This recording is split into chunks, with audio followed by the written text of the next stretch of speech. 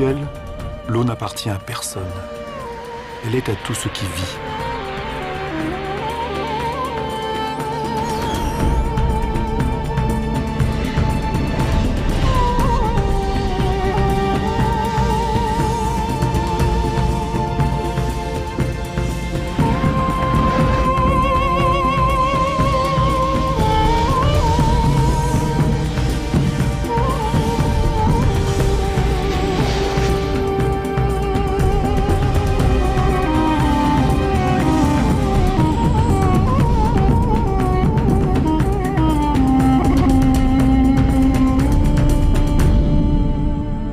Défendre l'eau, c'est défendre la vie.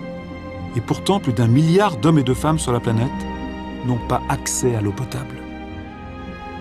Bonsoir. On ignore la valeur de l'eau tant qu'on n'en manque pas. C'est pourquoi je vous emmène au Proche-Orient, au-dessus du désert, là où l'eau prend toute sa valeur. Ce soir, je veux vous alerter sur les menaces qui pèsent sur l'eau douce partout dans le monde. L'eau douce que nous gaspillons chez nous sans même y penser, parce qu'elle ne manque jamais.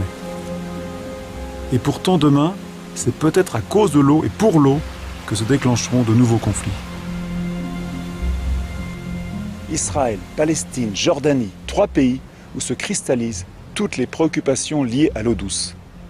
C'est la région la plus sèche du globe, avec 5% de la population mondiale et seulement 1% de l'eau douce disponible sur la planète. Mais notre voyage ne s'arrête pas là. Gaspillage. Nous verrons comment à Las Vegas, on dépense l'eau en toute inconscience. Pire, on la fait venir de loin au risque de ruiner des milliers d'agriculteurs.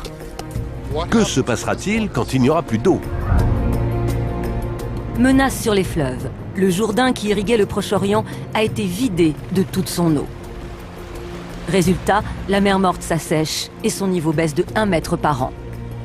La mer Morte disparaît parce qu'on a rompu un équilibre qui était millénaire. Au Mali, malgré le manque d'eau, les Dogons sont devenus les premiers producteurs d'oignons rouges d'Afrique. Comment ont-ils fait? En France, seule contre tous, une jeune femme, Christine Jean, a empêché la construction de grands barrages qui auraient dénaturé la Loire. La seule solution, c'est de composer avec le fleuve, d'arrêter de vouloir le maîtriser définitivement. Au Moyen-Orient, en plein désert, en pompant sans retenue dans la nappe souterraine, on l'épuise au risque de la tarir. On est en plein désert, on dirait des marécages. Il y a un gâchis d'eau inouï.